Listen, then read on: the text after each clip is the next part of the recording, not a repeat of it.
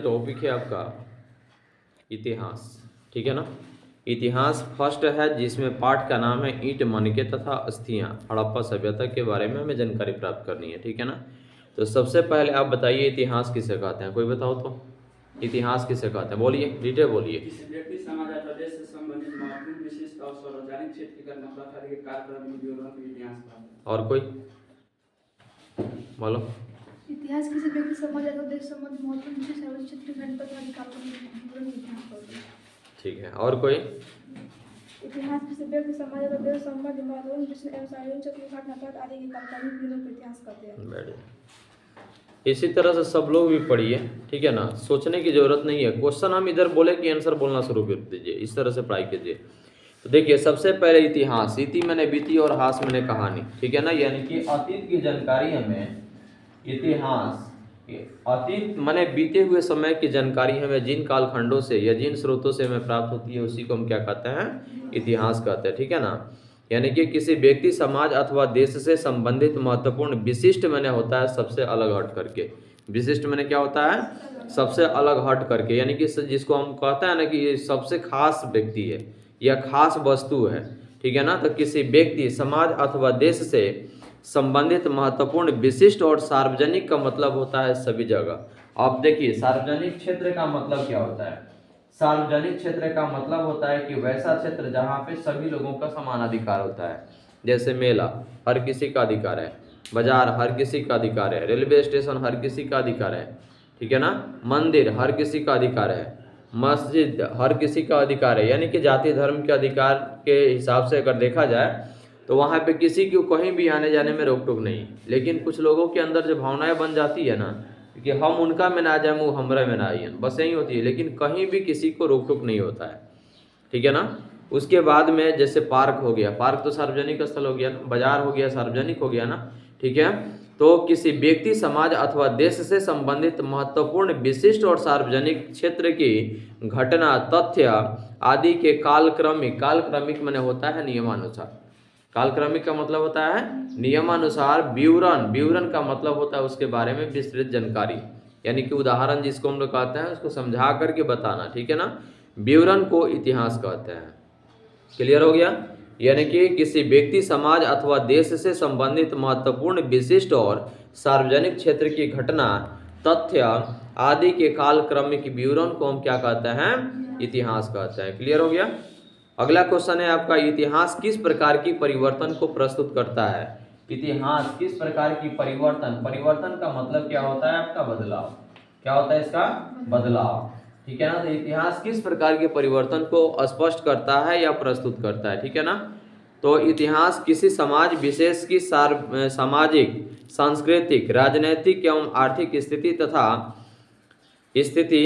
तथा इन स्थितियों में समय के साथ होने वाले परिवर्तन को प्रस्तुत करता है। जैसे मानकर चलिए कि हम लोग जहाँ रहते हैं हर समाज एक जैसा नहीं होता है। आज से 10 साल 50 साल 100 साल पहले की स्थिति देखिए और आज की स्थिति को देखिएगा तो समाज में अंतर दिखता है।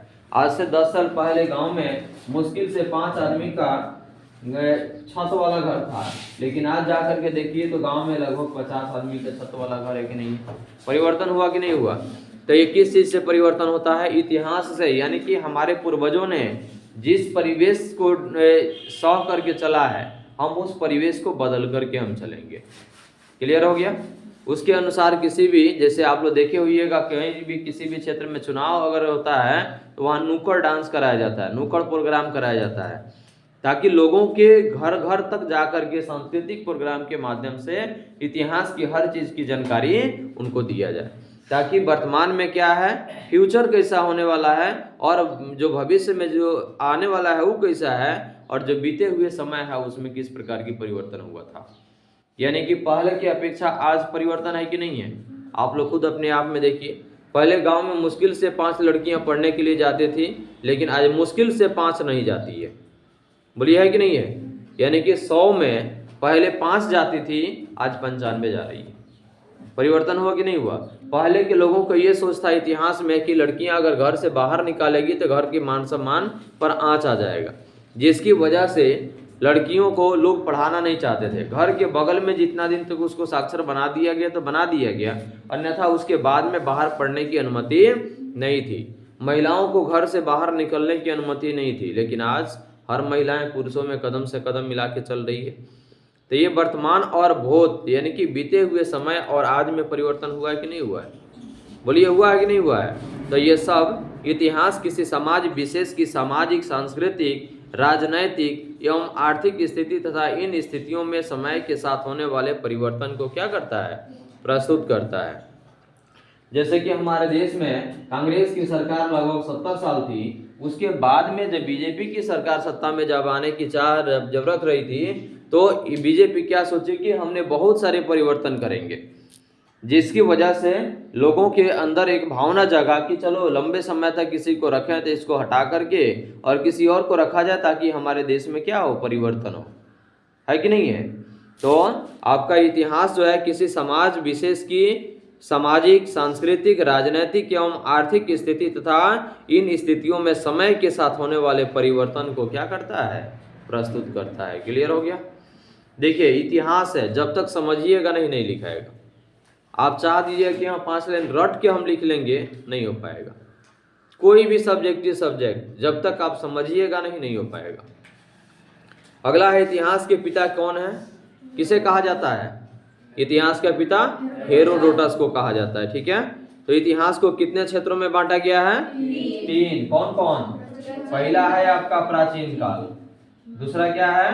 मध्यकालीन, और तीसरा क्या है? आधुनिक। तीसरा क्या है? आधुनिक। यानी कि प्राचीन का मतलब होता है क्या? पुराना, और मध्यकालीन का मतलब होता है इससे अलग हट के, यानी कि बीच बीच में। ठीक है ना? और आधुनिक जो वर्तमान अभी समय जो चल रहा है। ठीक है ना? तो बहुत कुछ की जानकारी हमें मध्यकालीन भारत से मिली, लेकिन हम प्राचीन सभ्यताओं को देख करके और आधुनिक सभ्यताओं को हम परिवर्तित कर रहे हैं। ठीक है ना? कि प्राचीन सभ्यता किस प्रकार से था और वर्तमान में हम किस प्रकार से लेकर के चलेंगे। पहले गांव में किसी के यहाँ अगर साइकिल खरीद के अगर आ जाता था तो लोगों को लगता था कि चलो बहुत धनिक है कि उसके घर में साइकिल खरीद करके आ गया है।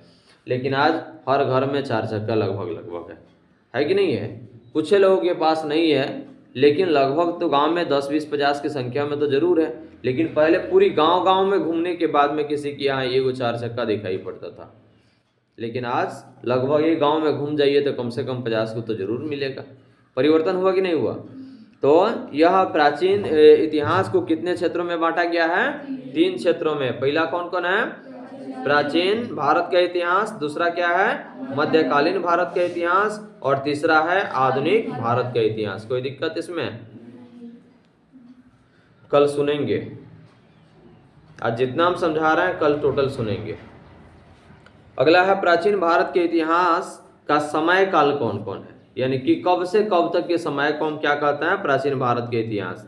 तो आदि मानव 750 ईसा पूर्व, यानी ऑब्जेक्टिव में है, पता है हमको। ठीक है ना? तो यह क्या है? आदि मानव 750 ईसा पूर्व के समय को हम क्या कहते हैं? प्राचीन भारत का इतिहास का समय कहते हैं। मध्यकालीन भारत के इतिहास का जो समय है यह 750 ईस्वी से 1707 ईस्वी तक, यानी कि 1707 ईस्वी तक मध्यकालीन भारत के इतिहास का कालखंड है, यही समय है। और उसके बाद है आधुनिक भारत के इतिहास का जो समय है वह 1707 से लेकर के 1947 तक है, जिस समय भारत में क्या था? अंग्रेजी हुकूमत था। ठीक है ना? उस समय भारत में लगभग 200 वर्षों तक अंग्रेजों का हुकूमत था।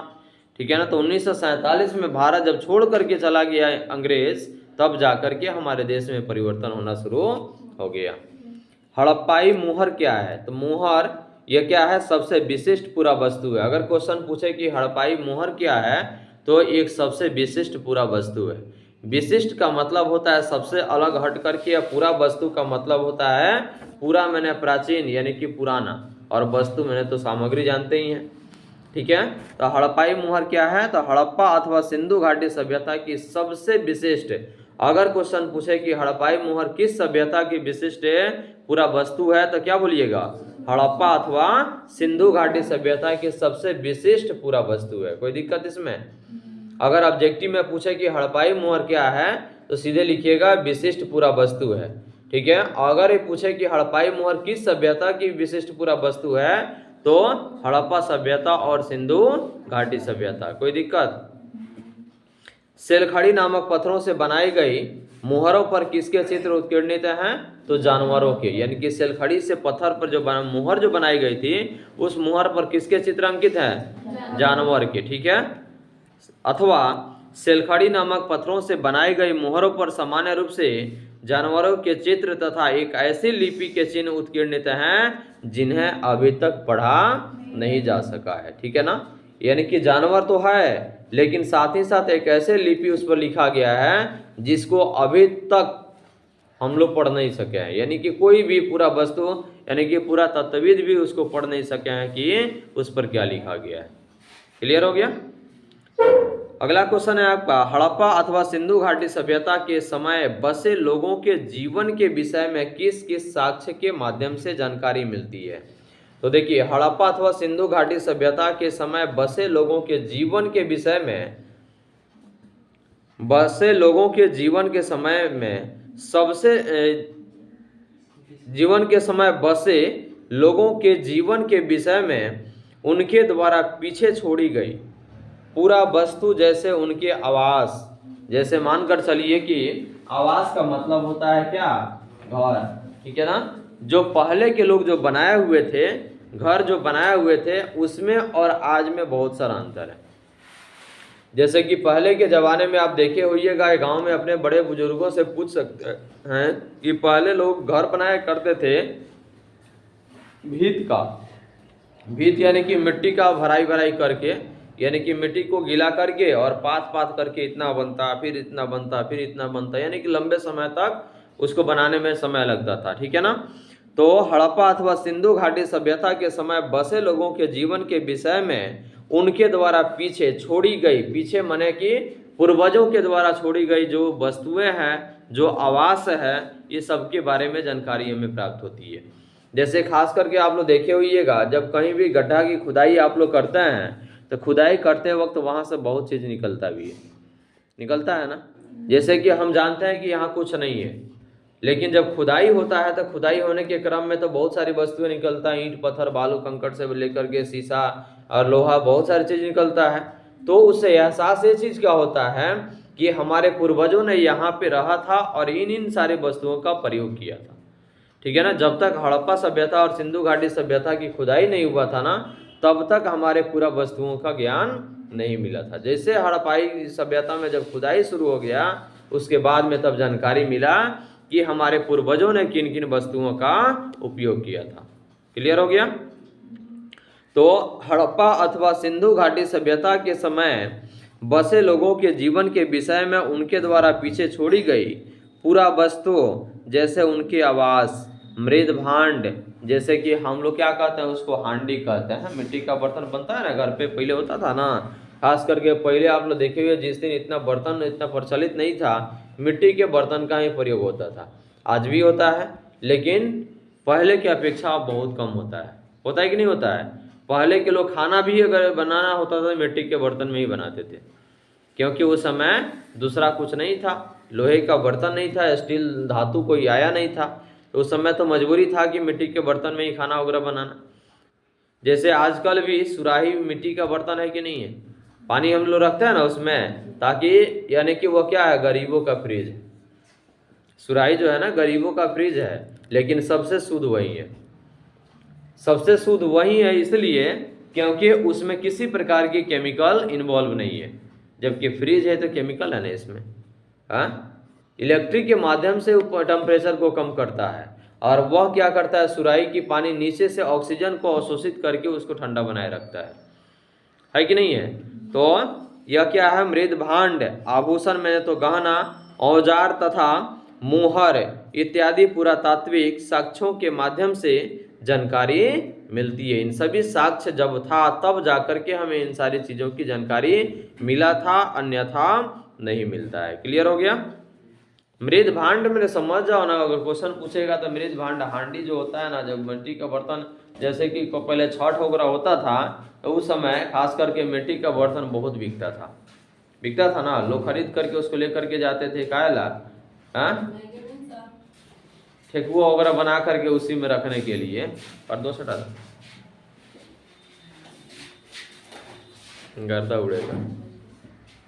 इधर से भी चलिए। अगला हड़प्पा संस्कृति किसे कहते हैं? तो हड़प्पा संस्कृति किसको कहते हैं? सिंधु घाटी सभ्यता को। सिंधु घाटी सभ्यता को क्या कहते हैं? हड़प्पा संस्कृति कहते हैं। चलिए अगला क्वेश्चन है आपका, पुरातत्वविद संस्कृति शब्द का प्रयोग किस लिए करते हैं? तो देखिए पुरातत्वविद का मतलब क्या होगा, इधर ध्यान दीजिए, बातें नहीं करना है। पुरातत्वविद, पुरातत्वविद जो है ना, ये पुरातत्वविद का मतलब हो गया पूरा मैंने प्राचीन, तत्व मैंने सामग्री, विद यानी कि जो खुदाई करके इसके बारे में जानकारी दी है, उन्हीं को हम क्या कहते हैं? पुरातत्वविद कहते हैं। सब अलग अलग हटा करके इसका अर्थ बना लो ना। पूरा मैंने प्राचीन, तत्व मैंने सामग्री या वस्तु, वेद यानी कि जो व्यक्ति इसकी खुदाई में जो सहयोग दिए थे या उसके बारे में जानकारी प्राप्त किए, उसी को हम क्या कहते हैं? पुरातत्वविद। जैसे राखाल दास बनर्जी हैं और कौन है? दयाराम साहनी है। ये दोनों कौन है? पुरातत्वविद हैं, जिन्होंने हड़प्पा सभ्यता की खुदाई में महत्वपूर्ण भूमिका निभाए हुए थे। तो पुरातत्वविद संस्कृति शब्द का प्रयोग पूरा वस्तुओं के ऐसे समूह के लिए करता है, यानी कि पूरा मैंने प्राचीन, पुराना वस्तुओं के ऐसे समूह के लिए करता है जो एक विशिष्ट शैली के, शैली मैंने होता है तरीका, ठीक है ना, समय यानी कि विशिष्ट तरीका के माध्यम से, विशिष्ट मैंने होता है जो सबसे अलग हट के विशिष्ट शैली के होते हैं और सामान्यतः एक साथ एक विशेष भौगोलिक क्षेत्र तथा कालखंड से संबद्ध पाए जाते हैं। क्लियर हो गया?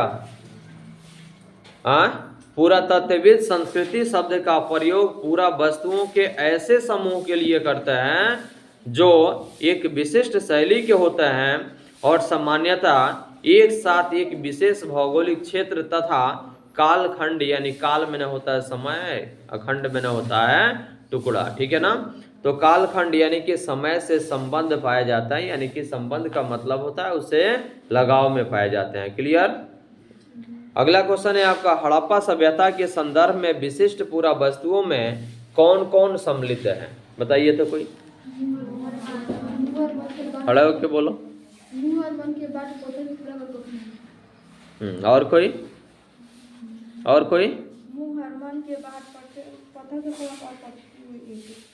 ठीक है। और कोई? और कोई? मुहर मन के बाद पत्थर के फलक और पक्की हुई। ठीक है, बैठिए। देखिए हड़प्पा सभ्यता के संदर्भ में, संदर्भ मैंने होता है उसके आधार पर, यानी कि उसमें शामिल करके, ठीक है ना। तो हड़प्पा सभ्यता के संदर्भ में विशिष्ट पूरा वस्तुओं में कौन कौन सम्मिलित है, यानी कि क्या क्या उसमें शामिल किया गया है, ठीक है ना। तो मोहर, मनके, बाट, पत्थर के फलक और पकी हुई ईंट। यह पकी हुई ईंट आज की नहीं है, यह पकी हुई ईंट हड़प्पा सभ्यता में भी थी, लेकिन थोड़ा सा उसका आकार दूसरा था। लेकिन आज वाला का आकार क्या है?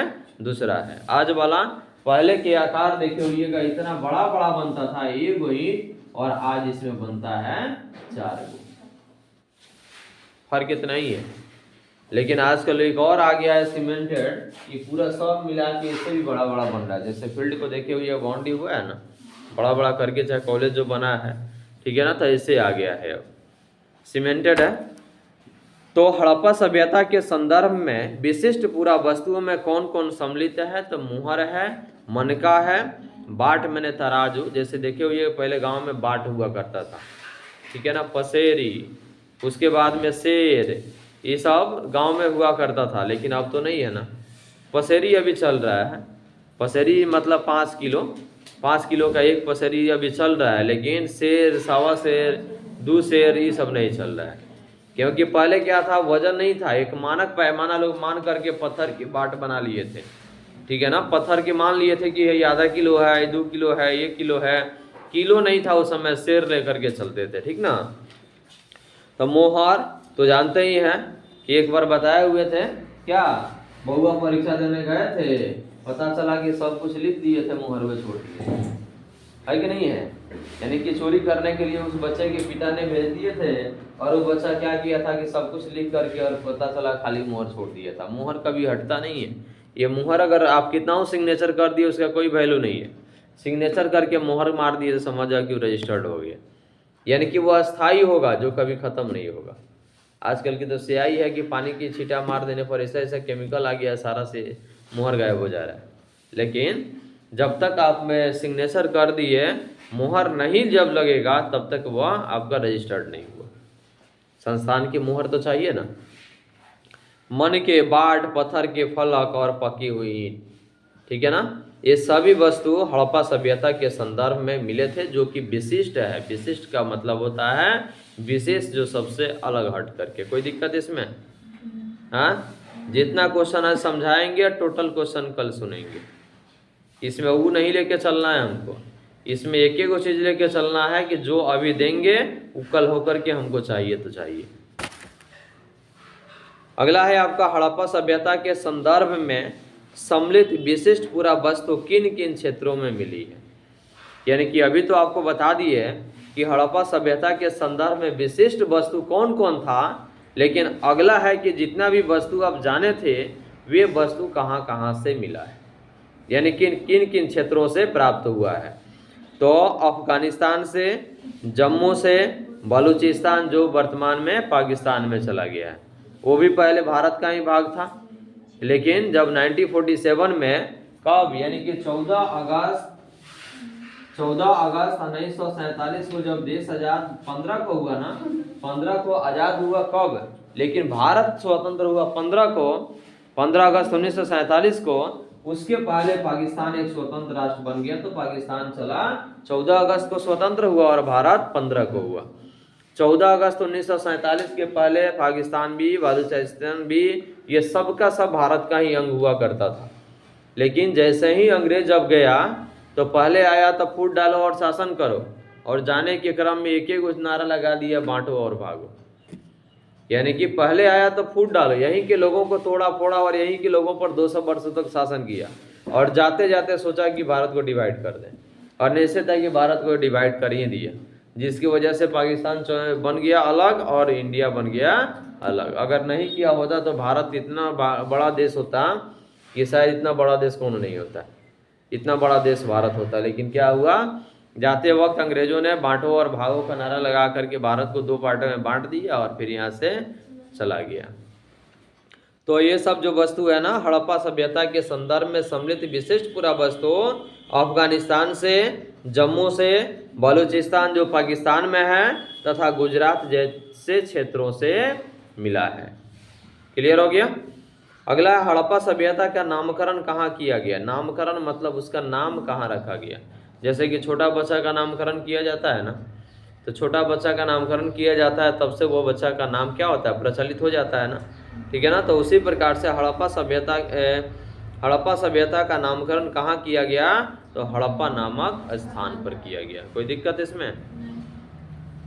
हड़प्पा संस्कृति पहली बार कहाँ खोजी गई, तो ये भी हड़प्पा नामक स्थान पर हड़प्पा सभ्यता पहली बार खोजी गई।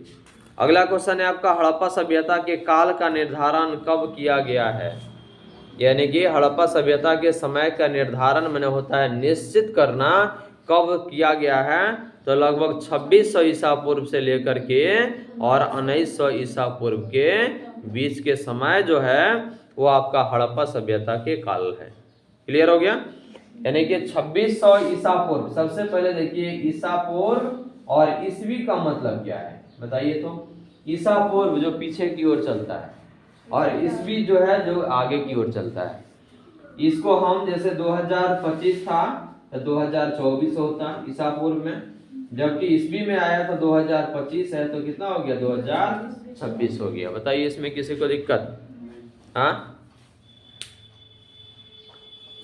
तो हड़प्पा सभ्यता के काल का निर्धारण कब किया गया, तो लगभग 2600 ईसा पूर्व से लेकर के 1900 ईस्वी ईसा पूर्व के बीच के समय का जो निर्धारण जो समय जो था वो आपका क्या था, हड़प्पा सभ्यता के काल का समय था। क्लियर हो गया?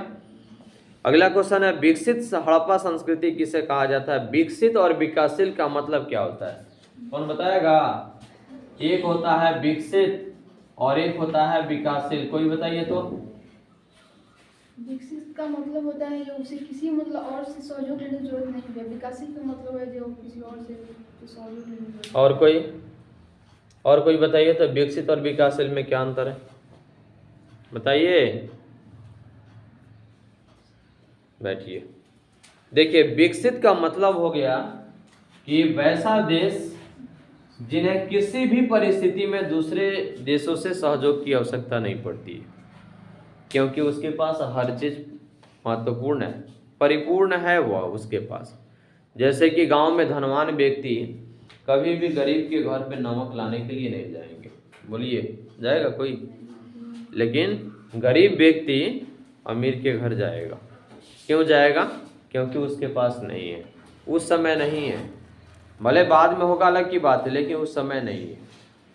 तो विकसित अमेरिका हो गया देश, विकसित देश में अमेरिका हो गया जिसके पास हर चीज उपलब्ध है। और भारत क्या हो गया? विकासशील देश हो गया, जो कि भारत के पास ये सारी सुविधाएं उपलब्ध नहीं है। तो विकसित और विकासशील का मतलब समझ गए? यानी वैसा देश या वैसा व्यक्ति जिसको किसी भी चीज की आवश्यकता के लिए दूसरे पर आश्रित रहने की आवश्यकता नहीं पड़ती है, उसी को हम क्या कहते हैं? विकसित कहते हैं। और विकासशील का मतलब हो गया वैसा देश या वैसा व्यक्ति जिसको अपनी आवश्यकताओं के अनुसार किसी न किसी रूप में दूसरे लोग या दूसरे देशों पर आश्रित रहना पड़ता है, उसी को हम क्या कहेंगे? विकासशील देश कहेंगे। क्लियर हो गया? अब कोई पूछे तो नहीं ना बोलिएगा। तो विकसित हड़प्पा संस्कृति किसे कहा जाता है? हड़प्पा सभ्यता को। हड़प्पा सभ्यता को विकसित हड़प्पा संस्कृति क्यों कहा जाता है? तो देखिए, हड़प्पा संस्कृतियों से हड़प्पा सभ्यता को विकसित हड़प्पा संस्कृति ही कहा जाता है। हड़प्पा संस्कृतियों के कारण ही हड़प्पा सभ्यता को विकसित हड़प्पा संस्कृति कहा जाता है, क्योंकि हड़प्पा सभ्यता में हर चीज की वस्तुएं उपलब्ध थी। आज से कई गुना सुंदर उस समय की सभ्यता थी हड़प्पा सभ्यता। आप हड़प्पा सभ्यता के पूरी इतिहास को अगर ढंग से पढ़ लेंगे तो आज से कई गुना सुंदर उस समय बना था। रोड था, पक्की रोड था, और पक्की रोड के किनारे पक्की नालियां बनी हुई थी, और नालियों में गड्ढे का पानी गाए जाने का रास्ता था। घर की नालियां निकली हुई थी, उसी नाली में पानी गिरता था, ठीक है ना। घर सड़क के किनारे एक कुआं बना होता था, ठीक है ना। और उस कुआं में ऐसे हिसाब से कुआं बना होता था कि रोड पे जाने वाले पथिक भी पानी पी ले और घर के लोग भी उसमें पानी पी ले। इतनी बढ़िया सुंदर जगह जगह चौकोर बनाया गया था, जहाँ पे चबूतरे बने होते थे। चबूतरे जगह जगह बनाया जाता था, जिसको सभा भवन भी कहा जाता है, ठीक है ना। तो इस तरह से स्थिति है, ठीक ना। आओ ना। तो हड़प्पा सभ्यता को विकसित हड़प्पा संस्कृति इसलिए कहा जाता है क्योंकि वह हड़प्पा क्या है आपका पूर्ण रूप से परिपक्व अवस्था में था, इसलिए हड़प्पा सभ्यता को विकसित हड़प्पा संस्कृति कहा जाता है। कोई दिक्कत इसमें? अगला है आपका हड़प्पा नामक क्षेत्र को आरंभिक। आरंभिक का मतलब होता है शुरू का। आरंभिक का मतलब क्या होता है? शुरू का। तो हड़प्पा नामक क्षेत्र को आरंभिक तथा परवर्ती क्षेत्र क्यों कहा जाता है? तो हड़प्पा सभ्यता से पहले और बाद में हड़प्पा नामक स्थान में संस्कृतियों को अस्तित्व में आने के कारण इसे आरंभिक अथवा परवर्ती क्षेत्र कहा जाता है। आरंभिक का मतलब होता है जो शुरू का क्षेत्र है। क्लियर हो गया? तो हड़प्पा सभ्यता से पहले और बाद में हड़प्पा नामक स्थान में संस्कृतियों को अस्तित्व में आने के कारण ही इसे आरंभिक तथा परवर्ती क्षेत्र कहा जाता है। क्वेश्चन हो गया 20 गो। रहने दें, कल इतना सुनेंगे, बाकी इसके आगे।